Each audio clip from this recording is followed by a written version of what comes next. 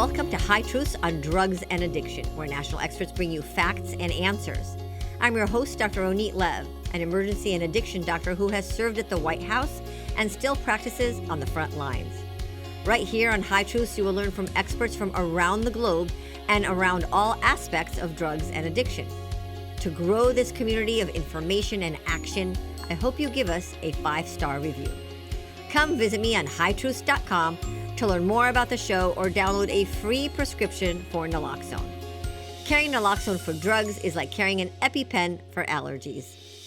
Today's episode is sponsored by Physicians for Healthy Communities, a physician-led organization that educates on the science of prevention to improve public health. Visit their website to learn how they prevent substance misuse while supporting individuals, families, and communities. Go to physiciansforhealthycommunities.org.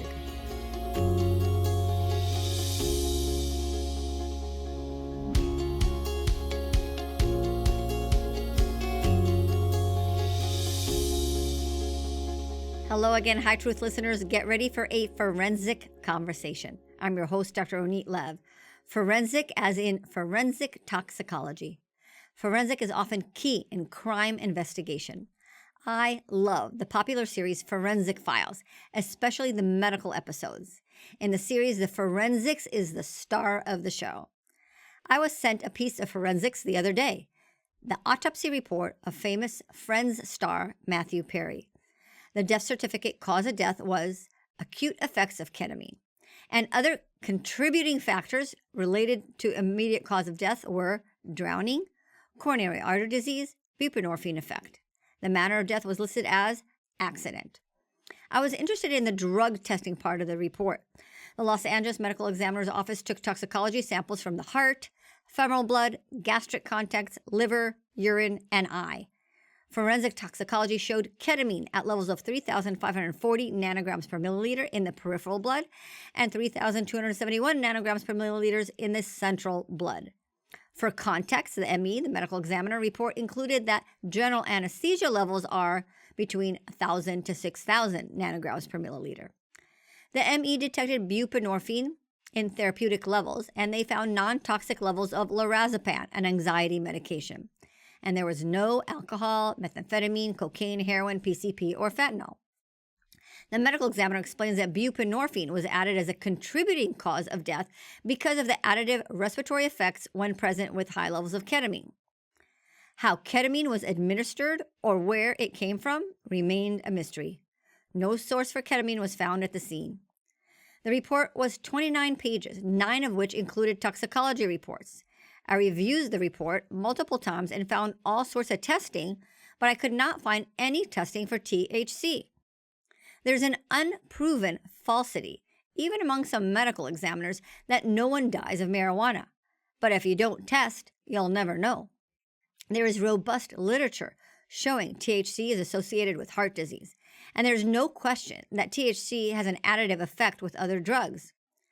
Interestingly, that buprenorphine received a contributory mention in death, but lorazepam, also an additive drug, got a pass, and the THC, well, no one even looked for that. Matthew Perry's ketamine drug dealer, in this case, got away with murder. To learn more about forensic toxicology, I reached out to Dr. Michelle Peace. Dr. Michelle Peace is a forensic toxicologist and chair of the Department of Forensic Science at Virginia Commonwealth University. She's a past president of the Society of Forensic Toxicologists and is a member of the International Association of Forensic Toxicologists. She is an international expert in drug testing and holds 3 patents with Procter Gamble. Her expertise is sought after by the FDA, the National Drug Testing Advisory Board under SAMHSA, and now, also to add to her list, High Truths and Drugs and Addiction. To learn more about Dr. Michelle Peace, check out the High Truth show notes. Dr. Michelle Peace, welcome to High Truths. Yeah, thank you. Thank you for having me. I'm very excited to have you. I want to learn all about toxicology. And I saw your presentation with SAMHSA's Drug Testing Advisory Board, a very prestigious, national organization. And you talked about cannabinoids, semi-synthetic cannabinoids, and I wanted to say, I have to have her on my podcast. So as we start, I thought what we would do is get a little background about you and what is a forensic toxicologist. Talk about drug testing, e-cigarettes, THC, CBD, and Delta products, and we can, hopefully get to cover all that. Okay. So let's start with you. You are a forensic toxicologist. What is that, and why did you decide to become one? Well, that's a great question, and I'm going to break it down into its components. And let's talk about what a toxicologist is first. A toxicologist is somebody who evaluates tissues. Those are body fluids or other kinds of tissues from a body to determine what kinds of drugs or poisons or chemicals, pesticides that person could have consumed or been exposed to. And then when you apply that to the forensic world, then we are assessing, did that drug, poison, chemical actually contribute to its death, to that person's death? Another application of forensics to toxicology is, did that drug or chemical or poison actually lead to some kind of impairment behavior, as we would think in terms of like driving impairment? That also applies to athletics. Was somebody doping so that it would improve their athletic performance?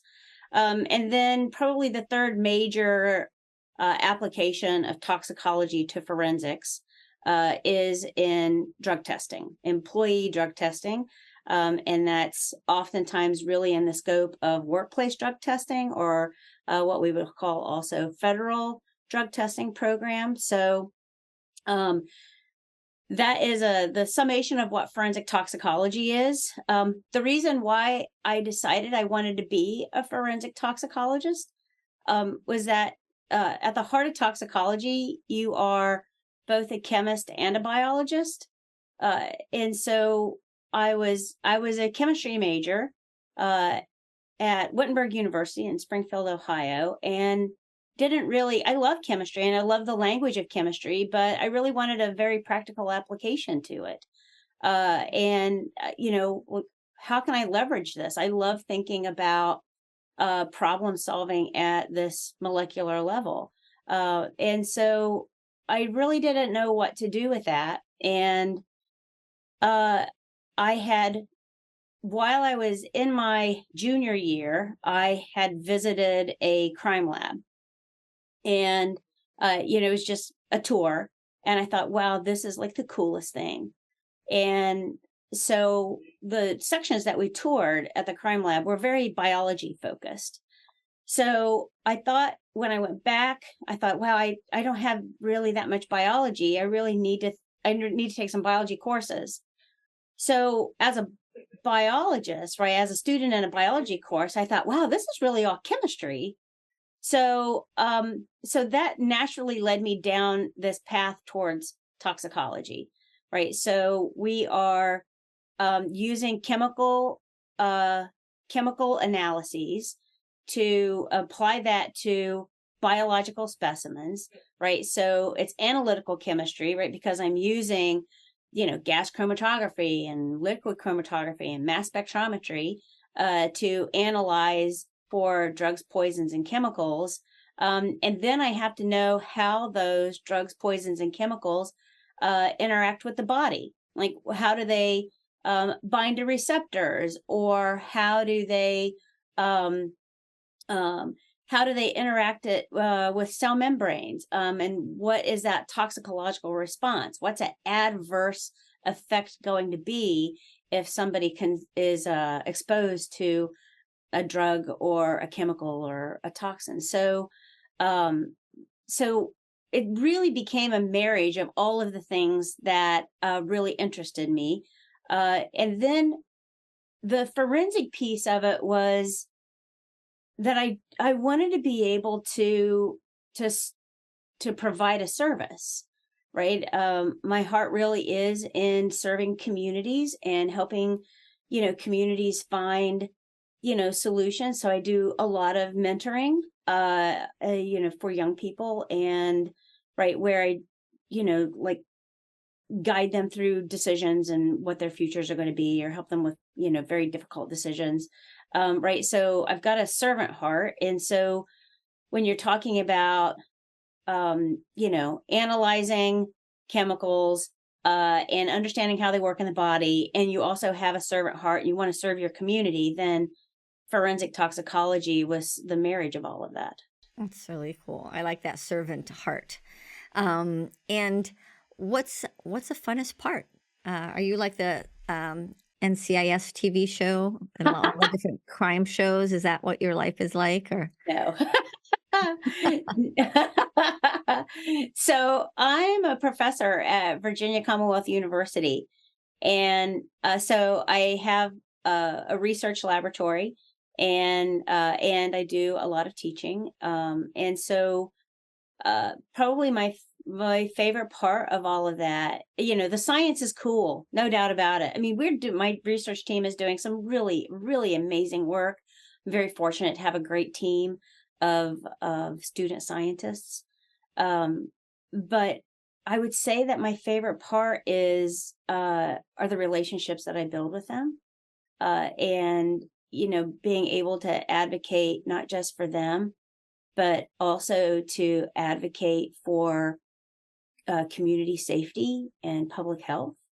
And so, right, so what winds up happening is that my favorite part of it is oftentimes the people part of it, and being able to apply science in that sphere, right? Oftentimes in communities where can be a misunderstanding about the nature of science and what science can do to dispel mythology, and to really make our lives better. So I work a lot to try to help people understand the science behind certain things so that they can be empowered to make better decisions. So, right. So, so really I'm using science to build a narrative, to help people. nice. So now I'll want to take your professorship and learn from you about drug testing. And I want to start with like a high profile celebrity case, which is, I don't know, Matthew Perry from Friends sadly died. And his toxicology report said ketamine was the cause of death. Buprenorphine was a contributing factor. I was sent this autopsy report, and there was 9 pages of forensic toxicology testing. And I was really intrigued by the conclusion, because he also had lorazepam in his system, but that wasn't listed as contributory. And yet, all these drugs are additive. Like somehow they picked buprenorphine as additive, even though it was therapeutic levels, but they didn't consider the lorazepam. And in that 9 pages of testing, THC was not even considered. And I'm wondering if eliminating certain drugs like THC and CBD, and you just, talked about all these forensic things that can happen with these drugs. What you think of that, if that, is not part of this standard, that medical examiner didn't kind of follow a standard, or they pick and choose which drugs they want to test for. I mean, they checked her PCP and all these other weird drugs, but they didn't, check for a common one. So I'll be honest, I've not seen the report. So I don't know. So I'm not going to make comment to the report. And, and what the medical examiner chose to do or chose not to do, because I've not read the report and I've not spoken to the scientists involved in that case. And so it is true that if somebody is taking some kind of mix of medications, or recreationally using some medications, or consuming illicit drugs, that there can be uh, some effects that are going to be the cause of all of those, right? All of those effects either going to sum up to make a greater effect.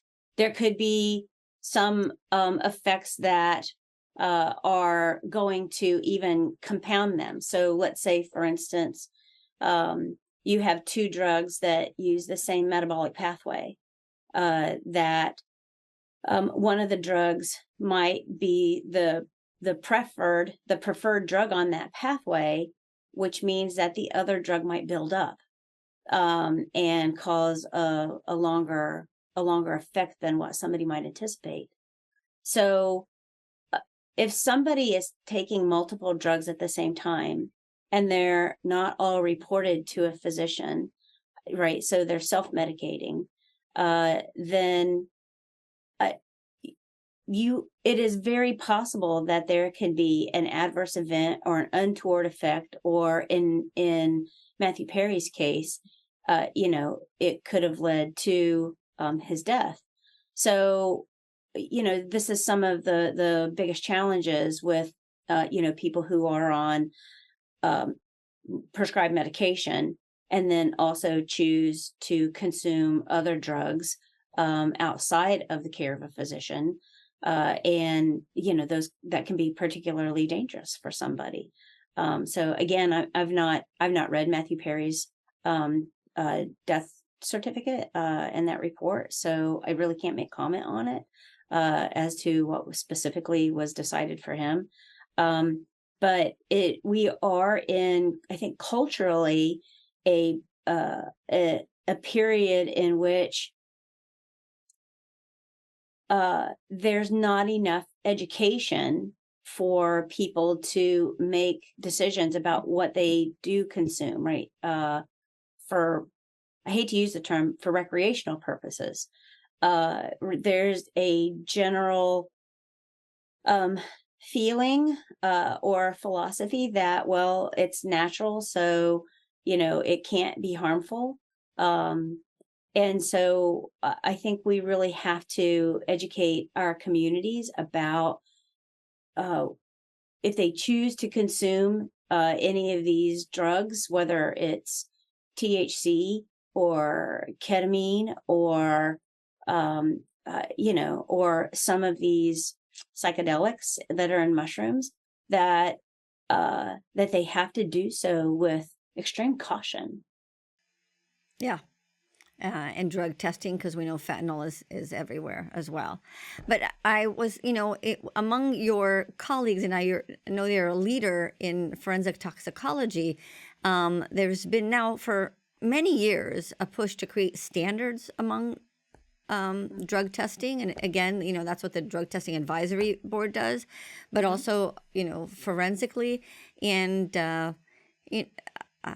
wonder, now that we have more prevalence of THC and more adverse events of THC, if there's not a standard of at least including that in a qualitative way, if not quantitative way, in drug testing.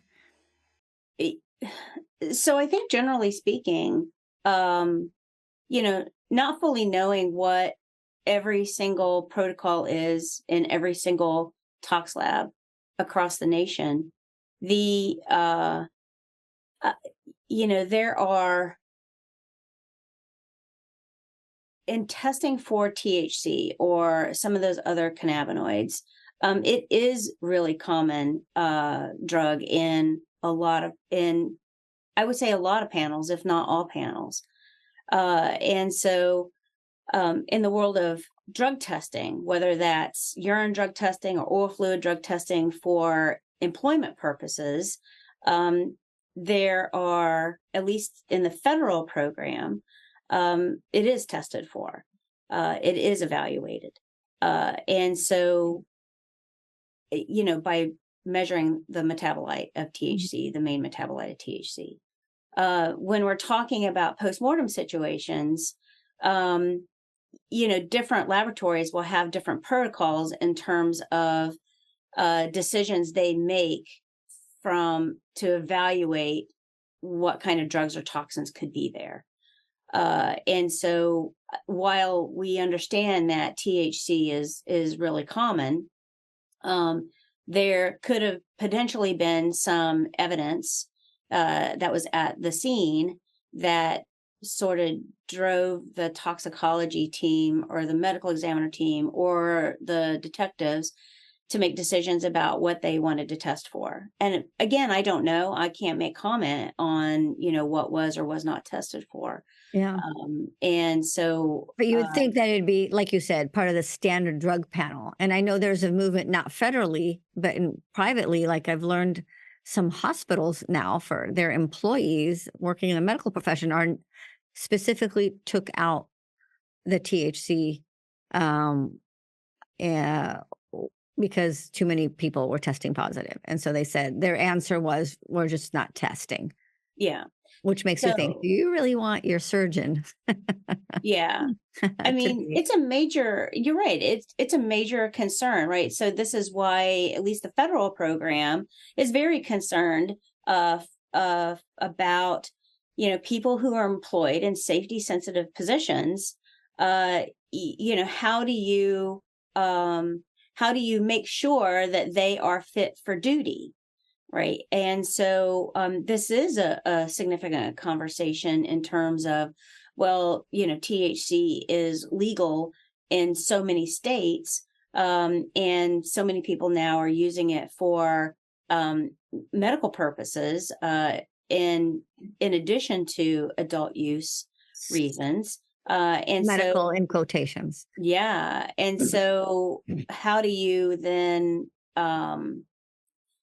How do you then make sure that somebody is fit for duty?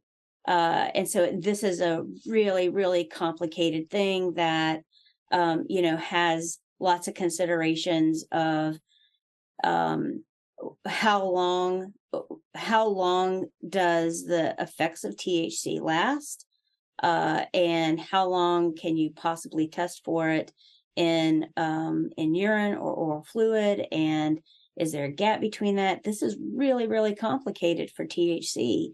And I think the folks at SAMHSA are doing a really great job considering all of the things that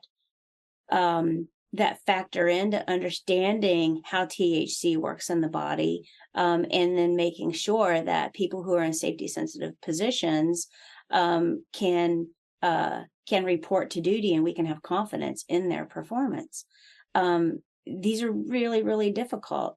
Now, in positions that are not safety sensitive, we do see that because THC, the use of cannabinoids, has become so prevalent nationwide, and because people are consuming for medical benefit, then, and if it's not a safety sensitive position, then, the question, begs is like, well, do you need to test for it? And I'm not saying, I'm not casting my opinion one way versus the other. But these are really, really difficult conversations to have, from not just a scientific perspective, but also from a cultural perspective. Yeah. And I just have to like push back a little bit on the medical part Sure. because the medical part has been, the word medical has been hijacked by the industry. For And sure. what me as an emergency physician Yeah. calls medicine, I have to follow standards, Sure. right? History, vital signs, drug interactions, Right. risk benefit calculations, where the bud tender is not held to any of those standards. And Right. yet people call it their medicine. Right. Um, and, without the same scrutiny. Right. Um, is there a way, and then you're saying, okay, people think, oh, it's just marijuana, it's innocent, it's healthy, it's natural. But there's all these new products that you are very familiar with, right? These Yeah. dabs and shatters that are like 90% THC. Can you tell, as a forensic toxicologist, if people consume that versus the weak brand? Is there any way to tell, or there's not? And there's a famous case now. Bryn Spacer was convicted of involuntary manslaughter after taking 2 hits of her boyfriend's bong. And the first hit did nothing, and then he did something to it. We don't know what. And he goes, "Oh, let me make it stronger." Um, and she did, and she went into psychosis, stabbing her boyfriend 108 times, her dog, and then her neck, and was had extreme cannabis induced psychosis from Yeah. 2 hits. They tested the bong and her was positive for THC, no other drugs, no bath salts or PCP or anything weird like that, just pot. Um, but how can you tell potency? So I think the first thing I'm going to address on that is like, again, I don't know what the details of that case are. I don't know what lab actually conducted the analyses. So we might not actually know what else was in that paraphernalia, right? Because we don't know, at least I don't know who did the test. So if if the lab did not have a panel for all of these synthetic cannabinoids, then we don't know if it had anything else in it. And so that's the first thing I'll say is that without knowing, what the lab did, we may or may not know whether or not it had something else in it. And so we do know that the that there have been a lot of case reports across the nation in which somebody has had severe hallucinations, schizophrenia, right, these mental breaks after they consume these semi-synthetics. But we also know that there are case reports in which, products have been tested, and we know that they didn't contain the semi-synthetics and that they did contain high concentrations of delta 9 THC, and that precipitated, hallucinations, schizophrenia, other adverse events.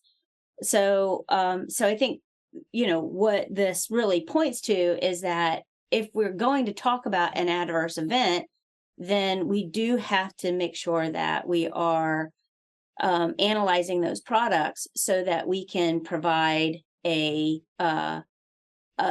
full description as to what that person consumed that led to the adverse event.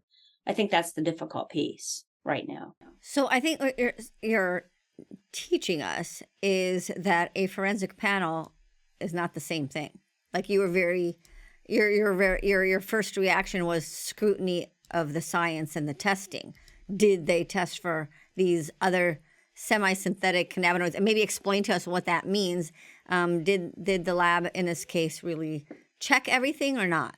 Right? I think that's your Yeah, I question. think, and this is not to be critical of the laboratory, right? It's uh when I talk about the semi-synthetics, these are compounds like THCO acetate or THCP or HHC, right? All of these, Wait, explain to us what those are. We don't. yeah, So those are that's all THC is THC. So explain all the different right. things. So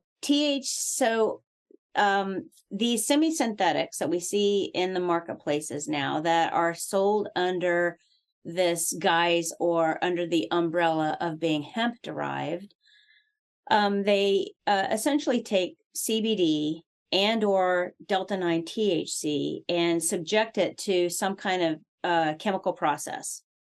And it will precipitate other cannabinoid structures where functional groups will get added or removed from the delta 9 THC so that you get, at the end of the day, a different compound that has the general structural characteristics of delta 9 THC, but there's something different about the molecule. So they have the backbone of THC, but little pieces of the molecule on the ends have been changed. Correct.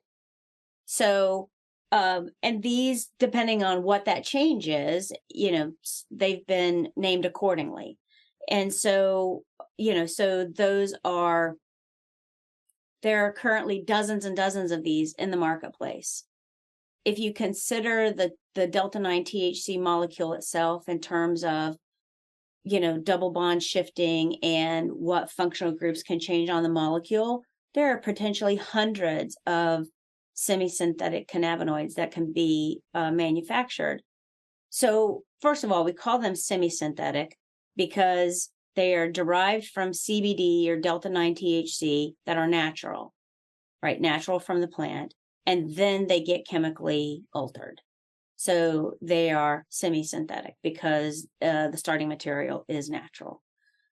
So we, for the most part, do not know what their pharmacological activity is. We don't know necessarily what all, how they all bind to the receptors. We don't know what their metabolites are. We don't know how long they will have an effect. So we don't know very much at all about the pharmacology and the toxicology of all of these compounds. So, from the products that we've analyzed, oftentimes they are mixtures of these compounds, right? Because frankly, the synthetic process you're not just creating one compound, you create a bunch of different compounds. And because there's no regulatory oversight, because the people that are making these compounds aren't really committed to quality assurance, Mm-hmm. they'll create a slurry and just put it all into the mixture. So oftentimes what we've shown over and over and over again is that the concentration that is on the label is wrong, is not what we have found. And it's oftentimes contains 4, 5, 6, 10 other cannabinoids than what's on the label. So I think that's dangerous for consumers. In addition to the fact that a lot of these, because they're not necessarily manufactured in clean facilities, they can be high in bacteria or fungus or contain debris like hair. They can contain some residual solvents that were used during the manufacturing process. So, generally speaking, as pretty as the package is, and despite the fact that there's a certificate analysis that comes with it, we have rarely found where the product tested itself actually matched that certificate. So that, again, is dangerous for the consumer. Right. Tell us about, you were explaining that the backbone of the THC, the delta 9 is like the position of a molecule. Then there's the delta 8s, delta 10s. This is all what you're calling semi-synthetic, correct? Right. All right. And those are being sold, legally, although there's now there's a bill coming out in Florida trying to make those products illegal. You also mentioned THCO and O8. What are those? Is that the same kind of thing as delta 9, delta 10, just a different shift in the molecule? So I'm going to go back and talk about delta 8, delta 9, and delta 10, Okay. and 6A10A, and right. So is that it's complicated. And this is where the industry has sort of also gotten away with being able to tell their own narrative about it that is untrue. So the challenge is that delta 8 and delta 10 are natural cannabinoids from the plant. And they are in very, very low concentrations in the plant. And they might not even exist in some plants. So, but yet they are still considered natural cannabinoids. And the pushback that I have given from a policy perspective and a legislative perspective is that the concentration of these cannabinoids is so high in these products that there's no way that they could have processed enough plant material for that compound to be in that product at that concentration. So just as an example, we had somebody come in with what he thought was a hemp-derived product, and was supposed to have Delta 8 in it. And it's supposed to have 45 milligrams of Delta 8 in it. Now, Delta 8 is natural. It was being sold as a natural product. Okay. So when we tested it, now this gentleman purchased 2 of these. They were honey sticks. And this gentleman purchased 2. And he consumed one of them and had horrific hallucinations for 4 to 5 hours. Like, horrifying. Believed his legs had been cut off and were laying on the other side of the room. Couldn't figure out how to dial his phone. Believed that he was dying. I mean, this was in no capacity a pleasurable hallucination. He was terrified for 4 to 5 hours.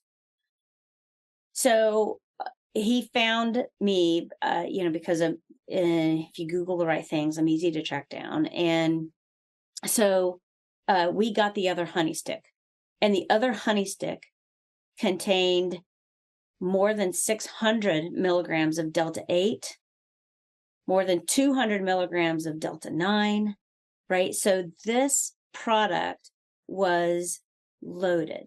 So if you just do the math, if we're just talking about the Delta 8 alone, and we say, all right, let's say that this Delta 8 is natural.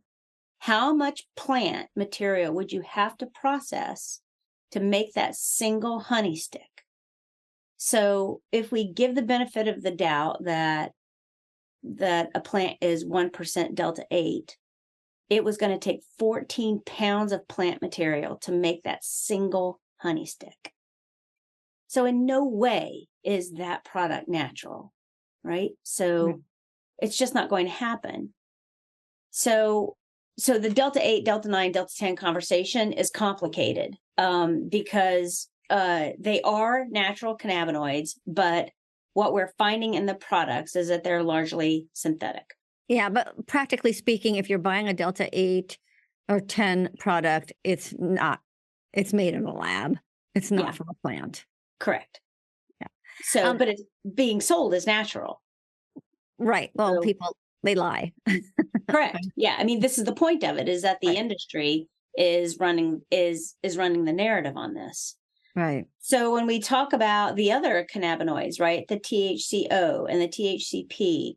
And explain to us what that is. What's an O? What's a P? Yeah. So the O is that an acetate group has been added to the Delta 9 THC backbone. And so that gives that backbone different properties, different that have been called it's more spiritual. It's been known to create hallucinations. It's sort of sold as this, you're going to have hallucinations with this. THCP is, and the P indicates that there is an extension of a carbon chain. So the Delta 9 THC backbone has a carbon chain on it, a long carbon chain. And so the P indicates that that carbon chain is longer. So that also changes how Delta 9 THC interacts at the receptor.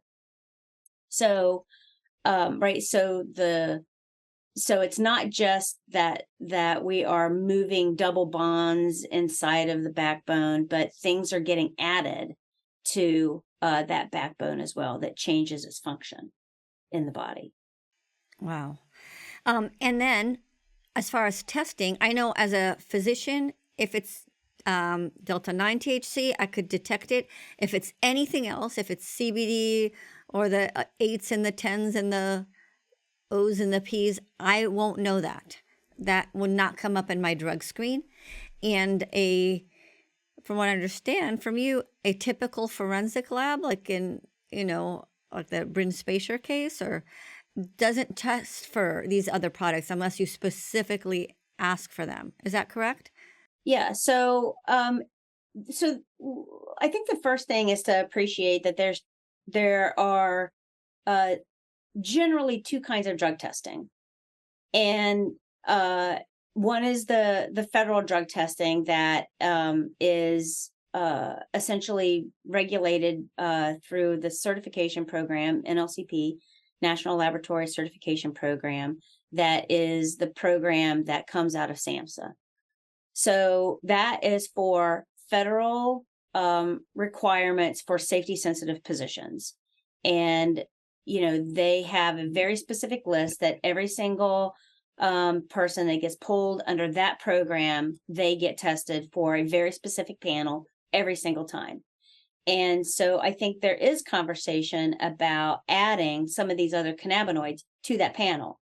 When we're talking about other kinds of just regular workplace drug testing, then depending on where that sample ends up, there could be a lab that has added some of those compounds to their panel, Delta 8, CBD, but they will not have added all of them.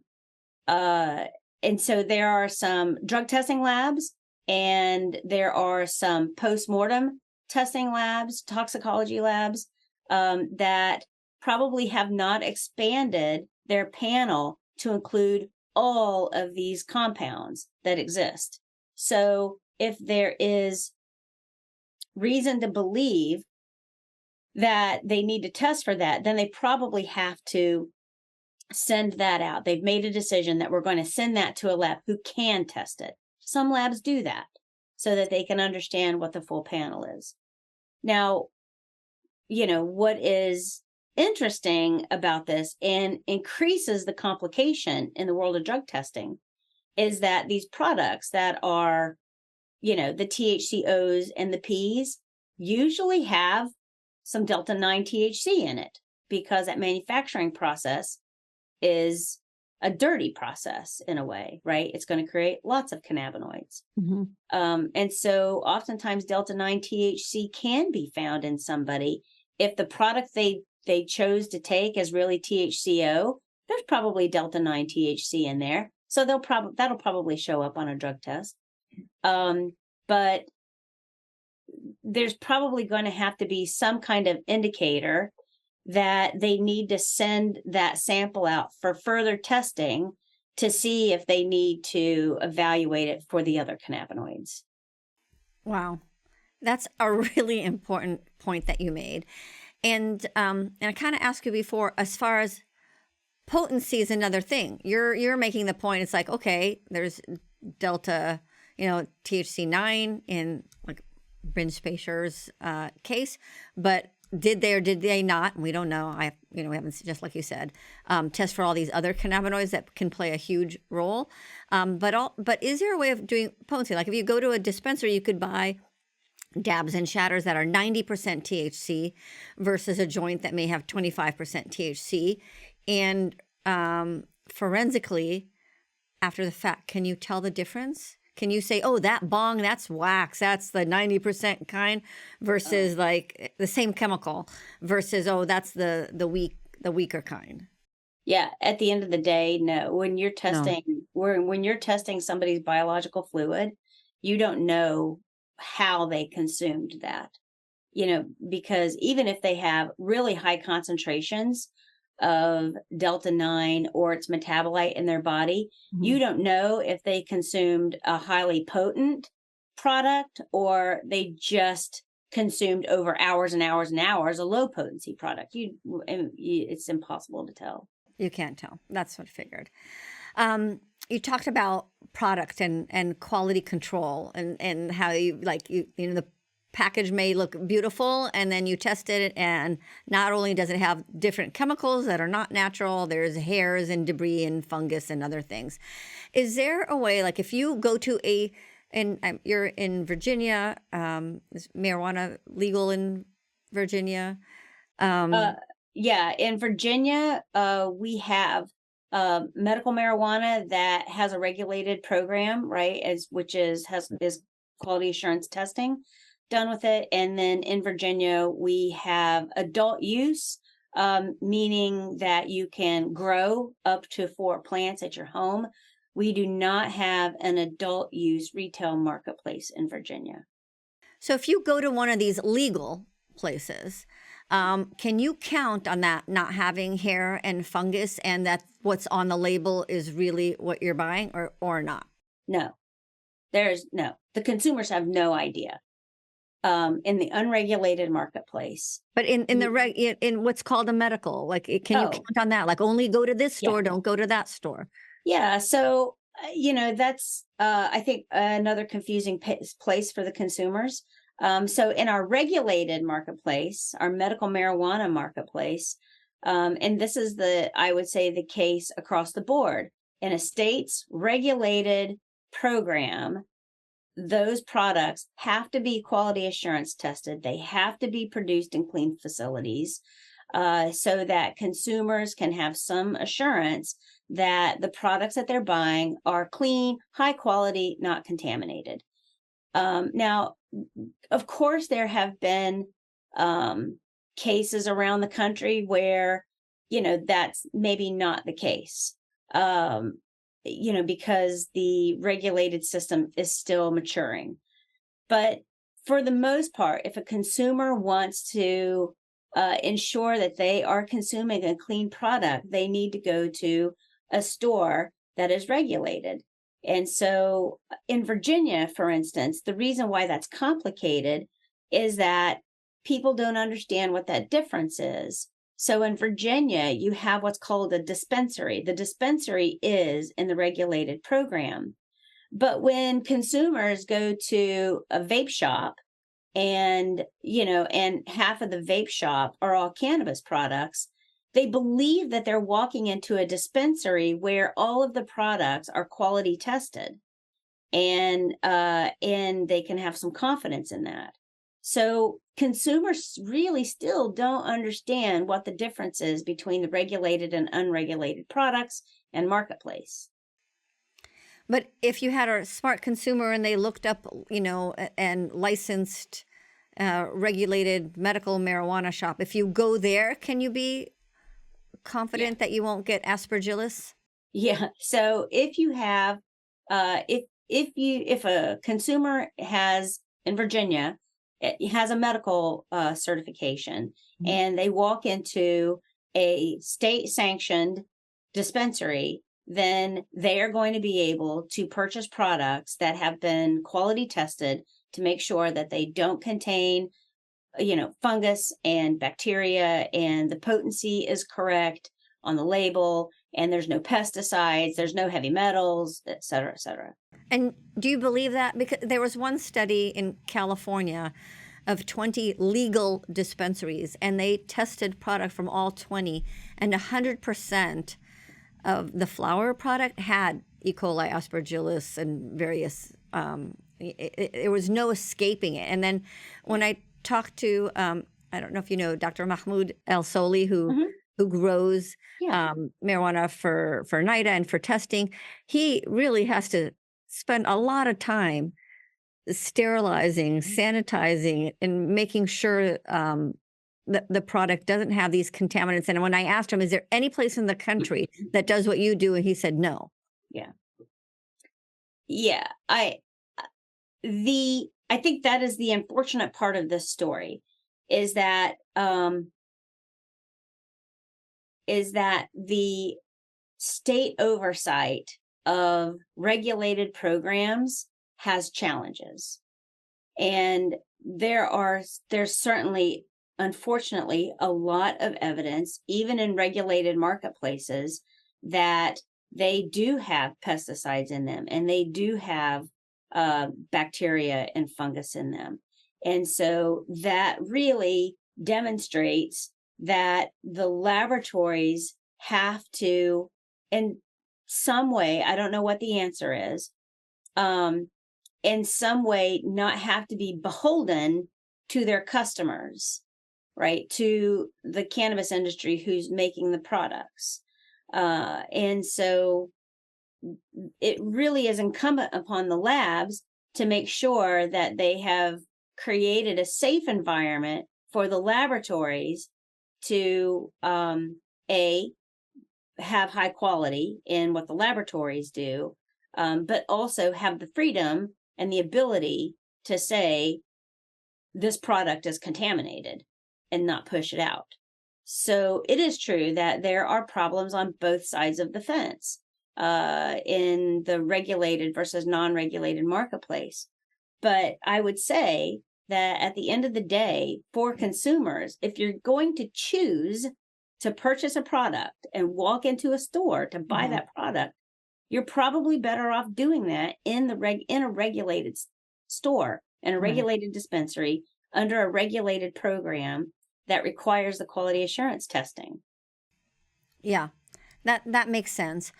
Clinically, as a physician, though, when I get, in most cases, if it has a little contaminants and you're a young, healthy person, it's fine. But if you're a cancer patient and you're immunocompromised, and people say, well, I want to take something natural for my breast cancer pain. I don't want to take those dangerous opioids. I say, take those opioids because, if you're first of all, smoking anything is not healthy for you, no matter what.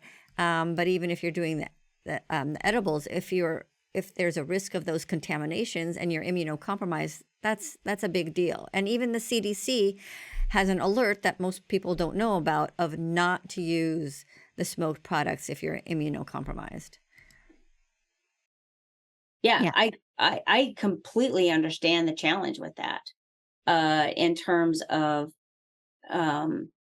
patients wanting to have access to something. And, if they're immunocompromised and they want to use cannabis and you're still in this place of, I don't know where to send you, to assure that to make sure that you get a clean product.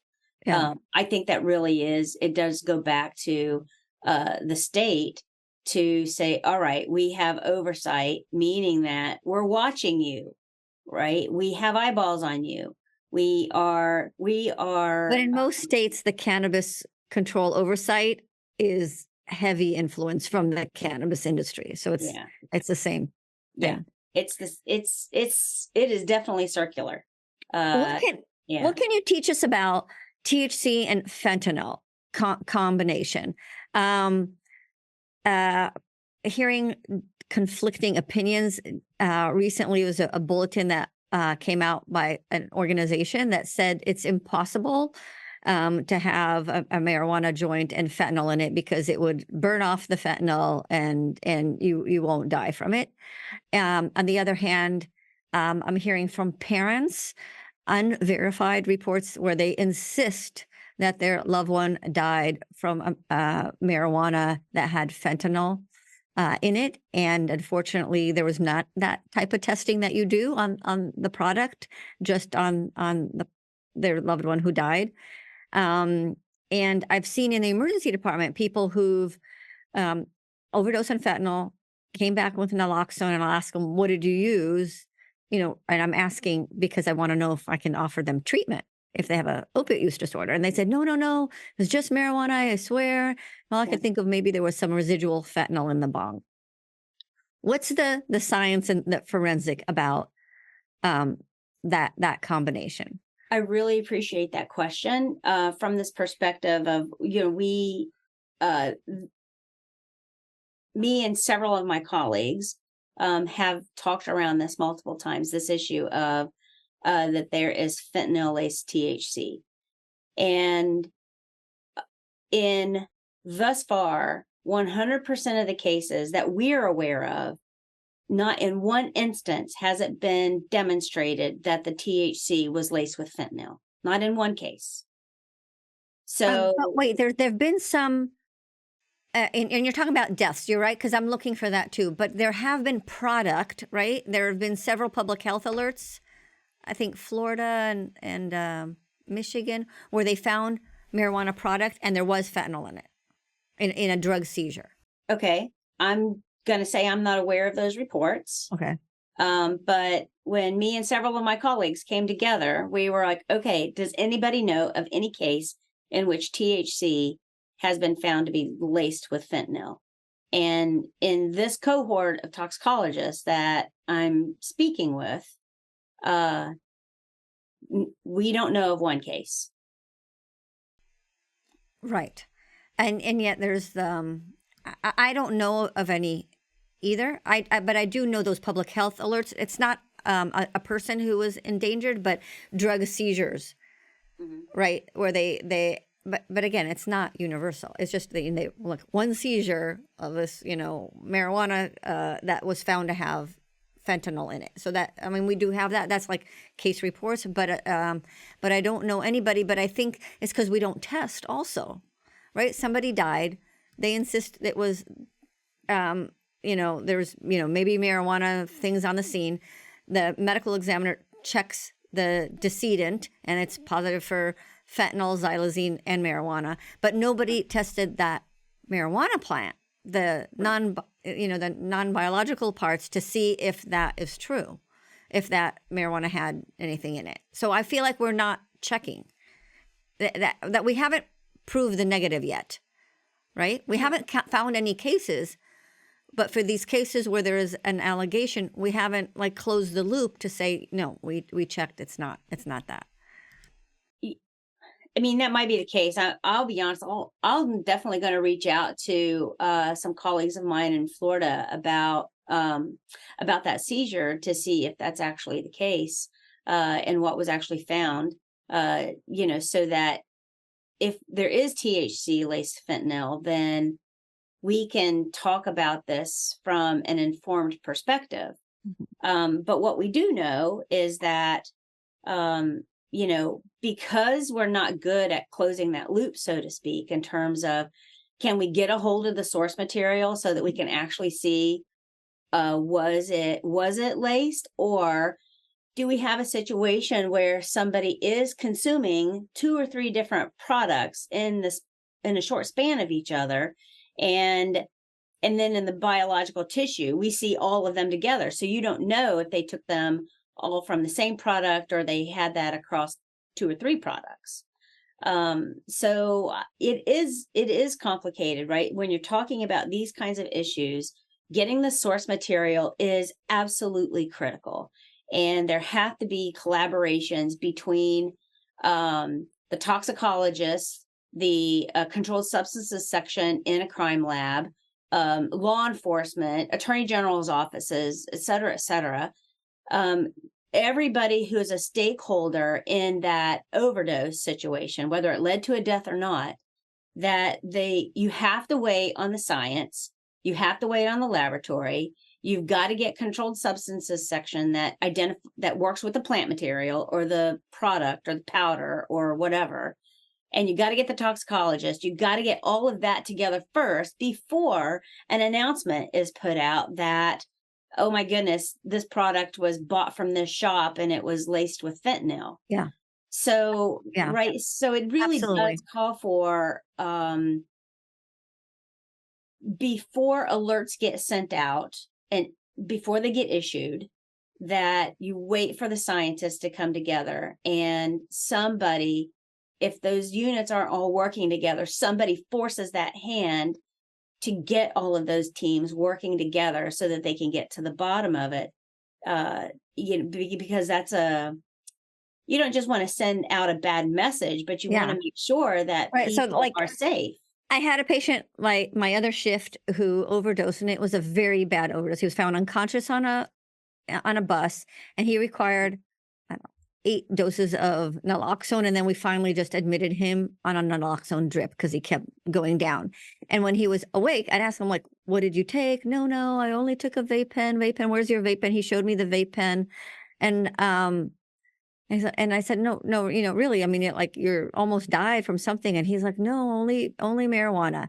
His drug screen, and then my toxicology is not at all as fancy as yours, but his drug screen was positive only for fentanyl, no THC. And the vape pen, I'm thinking, like, oh my God, maybe I found the one case. And I called my friends in law enforcement because I can't test product, but they came by as a favor and tested the vape pen. It was not fentanyl. So he again, I was thinking, this dramatic public health alert, but it didn't. It's just like what you said. It's false. Is it even, if somebody had a bong, this was a vape pen, but if somebody had a bomb, I'm thinking my other patient, and they thought they're smoking marijuana and there's fentanyl residue from somebody else. Sure. can you overdose from that? Yeah, I would say the Yeah. answer is yes, right? Yeah. I mean, if there's residue from in there and somebody is consuming fentanyl who's naive to fentanyl, right? So you've got somebody who just, prefers to consume cannabis, and they're fentanyl naive, they're opioid naive, and now they are consuming their cannabis from a product that has fentanyl residue in it. But yeah, that's dangerous for sure. Yeah. And what about the theory that if the fentanyl was in the marijuana, when you smoke it, the heat is so high that it degrades the fentanyl molecule? Is that true? I heard that was the initial theory, and then I heard from some people from DA that's false. That's not correct. Yeah, I would side with the DEA on that. Yeah, it is possible. So I would say that I'm just going to say that I don't know. It's right. I mean, I'd have to sit down. But you wouldn't put out an alert saying this is impossible. You could smoke pot, and even if it had fentanyl in it, you're not going to die. That doesn't happen. That you're not going to die from smoking fentanyl? A marijuana joint that may have fentanyl in it because it'll just burn and kill the fentanyl. I'm not going to say either way. Right. Right. I mean, I'm going to have to sit down with a book and figure out, right? Well, what is the flashpoint? And that's the point, is that you're sitting down with a book, not in real life. You don't, you don't take that chance with a human life, right? Even if you did, in theory, on a petri dish, find that this is true, or not a petri dish, but that it's true. Graduated cylinder. That you wouldn't make a health advisory based on that. I think that's dangerous. Anyway, that's a good discussion. Thank you. I'm going to find those cases and send it to you. Yeah, that would be fantastic. Yeah. CBD, legal. Buy it on Amazon. Get my nails done. They sell it over there. And yet we've seen public health alerts on heavy metals and poisons and things from multiple CBD products. How does a consumer know, like, if it's a good CBD product or a contaminated one, and if what's on the label is real or not?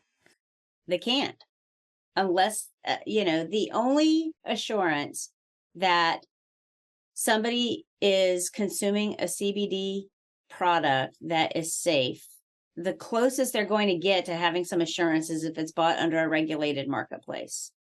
And right. And we've just discussed that even the regulated marketplaces has significant challenges. So if they are purchasing CBD in an unregulated capacity, you don't know. And I'll be honest, even if you're purchasing from major stores, we have some evidence that even the major stores have CBD products that aren't exactly what the label says they are. So, so there are challenges in that CBD marketplace, right? Because for the most part, they are unregulated and consumers don't know the difference, right? Now, I would say if you are going to consume a CBD product, you might, and you're not purchasing in the regulated space, go to a name brand store, because they might be making safer choices with those CBD products. But when you put a CBD product that is purchased from a small, storefront out in the country, and you stack that product next to something that gets purchased in a major box store, consumers believe that both of those products are safe to take because they have some belief that they wouldn't be on the shelf unless they were quality tested or safe. So consumers don't understand. They don't understand what that difference is. Right. And so even for things in, like, not THC and CBD, right? If I go to the store and I need vitamin D because I have vitamin D deficiency, I make sure that even if I'm going to CVS or Walgreens, that it has a USP seal, and I Right. know that it really has the 5,000 international units of Right. vitamin D. Otherwise, I really don't, even at, big store chains, I don't know what I'm um, buying, even for vitamins, without that seal. And there's no such thing like of that with the cannabinoid products. Yeah, there's not. And and so, people don't understand to look for that. I mean, you can even go to a certain store that is known to sell vitamins and powders that help with muscle building, and right. And it's been demonstrated time and again that those powders that are meant to help people build muscle have been adulterated with drugs. So, right? So, I mean, Yeah, again, consumers that's scary. consumers are consumers don't know. Yeah. So, what's your advice? You're an advisor also to various regulatory agencies, including the Drug Testing Advisory Board at SAMHSA. What is your advice to these decision makers? So, well, I mean, it depends on who the decision maker is the first thing. Mhm. If it is, somebody that is just generally doing drug testing, it's, I think, and we're talking about fit for purpose, in terms of, can that person do that function at that time of that day? Then I think at the 50,000-foot level, we have to reevaluate what we mean by impairment and fit for duty.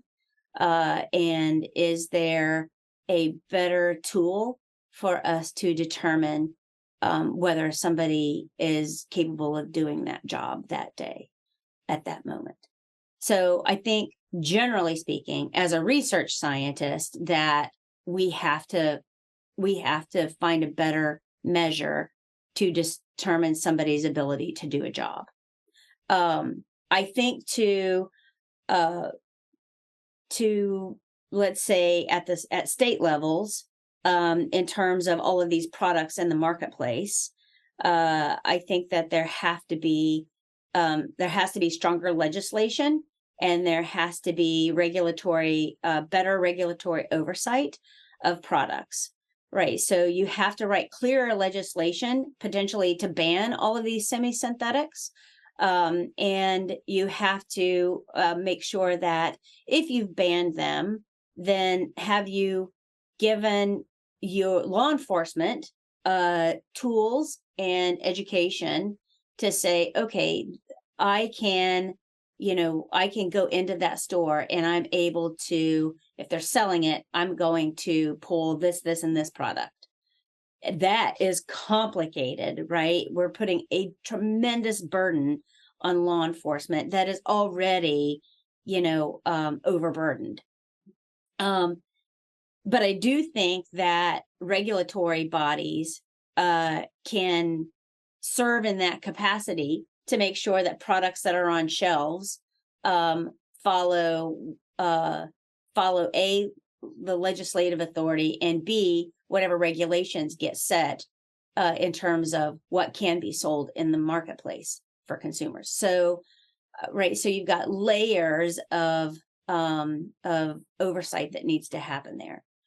And that's a challenge, right? Because when you go into, let's say, even legislative bodies that are making decisions about what the legislation should be, there are some very powerful and savvy lobbyists that are there from the industry that have sway. And so it really is incumbent upon scientists and people in the know to come and testify alongside those lobbyists, so that we get the right legislation in place to protect health and safety. For advice to folks who are doing drug testing, like right here in the heat of the moment, um,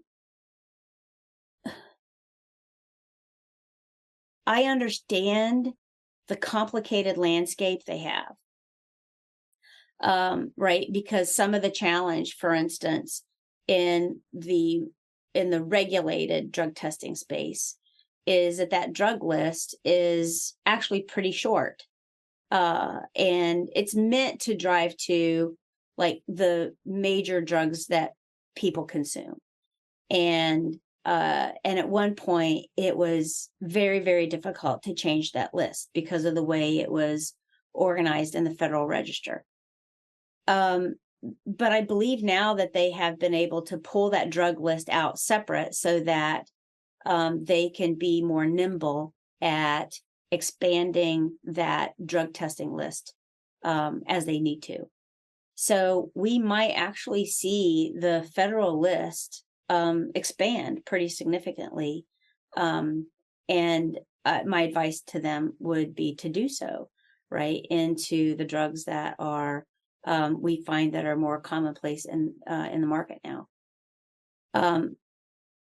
It's difficult though across the board, particularly when culturally we are seeing this narrative that people consume cannabis for multiple reasons, and there's this growing acceptance of that. So I think culturally we're just in such a difficult place between what do we do to keep the public safe, whether that is in a safety sensitive position and keeping impaired people off of our roadways, keep them from driving, and making sure that in this current climate that consumers have products that are safe to consume. I think there's always going to be a marketplace for illicit use, right? So whatever, I mean, there's just going to be consumers that want to consume things that we know are just dangerous. Yeah. And they know too. And they know too. And so I don't know that there's necessarily a better way to manage that other than through, substance use treatment and prevention programs, right? Yeah. Of what kind of decisions are you making with your life? But I just think we're just in such a hard landscape now, and I understand the difficulties of our regulatory bodies, and in terms of like, if your goal is to protect public health and public safety, that they're going to have to make some very unpopular decisions, and when that is your goal, you just have to shoulder it. And that's a hard message, right? Because we know that if you give people a little bit of room to do something, that will get abused, right? That space, that freedom is going to be taken for granted, expanded, and people will get hurt. And so, all right, so how do you put up some guardrails? Yeah, interesting. And you wouldn't advise employers, their job is not public safety or public health. They just need to get, their product driven from one place to the other, or, people to work in their restaurant, and maybe, Yeah. should they eliminate drug testing, or what some have done, just eliminate the marijuana part of the drug testing? Yeah, it's a great question. It's a great discussion to have, because our challenge is, all right, if that's not a public health conversation, that is an economic engine conversation, because the amount of work that is lost to people consuming substances, whether that's alcohol or THC or fentanyl, the amount of work that is lost across the board is, in the hundreds of millions of dollars of lost work capacity, lost productivity, mistakes made. And that doesn't necessarily have anything to do with people getting hurt in the workplace because of substance use. That's just lost productivity. So, right. So I think companies who have to keep an eye to their bottom line they have to make some hard decisions about drug testing that might also be unpopular. Yeah. So it takes us back to this place of how do we assess impairment at the time of duty? Right. And it was intriguing to have a conversation with somebody who is administrator of a hospital. And they said, this is an open book test. Like, we know, like in 1 month on a Tuesday, you're going to come in and have this test. So it's an open book test, and yet people still fail. And the solution was like, okay, we're just going to get rid of the testing. I'm thinking, what a liability if that, when a mistake happens or something, a bad outcome happens, and that was the policy. Okay, and I don't think people want their doctors and nurses to have, impairment when they're receiving medical care. Right. Yeah. I mean, I agree with that. But, and I'm not saying get rid of drug testing. I'm definitely not saying that because I do. It's a deterrence. Right. I do understand that value. But when you're using that to make decisions about, and let's say it's, random drug testing. Mm-hmm. And again, I appreciate using that for a deterrence measure. But, if you have somebody report in a random drug test and let's say, they're positive for Delta-9 THC metabolite, right? It indicated that they consumed THC anywhere from 3 to 7 days ago. Does that mean that they are impaired at the moment? Right. Maybe not. Right. So, so I think, again, it's, I'm not saying to eliminate drug testing, but, we have to be thoughtful about what question are we asking, and what are we going to do with an answer when we get it? Yeah. Dr. Michelle Peace, thank you so much. We learned so much from you. So wonderful. I think I'm going to continue dialogue with you even after this podcast because of all that wealth of knowledge. And thank you for teaching us, sharing with us, and your time. Well, I really appreciate the opportunity, and I do look forward to future conversations. Thank you for listening to High Truths on Drugs and Addiction, where you learn from experts from around the globe and around all aspects of drugs and addiction. This week's episode would not be possible without the generous support of our sponsor. A sincere and warm thank you to Physicians for Healthy Communities. Visit physiciansforhealthycommunities.org and view their video and resource library. High Truths producer is Dave Rivas from Davey Boy Productions. I'm your host, Dr. Ronit Lev. We hope we brought your day a little bit more High Truths.